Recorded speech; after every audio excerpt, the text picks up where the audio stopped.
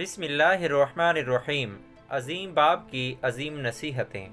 سیدنا سعد بن ابی وقاص رضی اللہ عنہ اپنے بیٹے کو مخاطب کرتے ہوئے فرماتے ہیں، بیٹا میرے بعد تجھے میرے سے بڑھ کر اپنا خیر خواہ نہیں ملے گا، جب تم نماز پڑھنا چاہو تو اچھی طرح سے وضو کر لو اور نماز یوں پڑھو گویا پھر کبھی نماز نہیں پڑھ سکو گے، اور لالچ سے ہمیشہ بچتے رہنا کیونکہ یہ فقیری کا باعث بنتی ہے، اور لوگوں سے بے نیاز ہو جاؤ کیونکہ یہی حقیقی دولت ہے، اور ایسے قول و عمل سے بالکل بچتے رہنا جس کے بعد میں تمہیں صفائیاں دینے پڑیں، اور جو تم چاہو اس کو کر دو، لوگوں کو راضی کرنا چھوڑ دو۔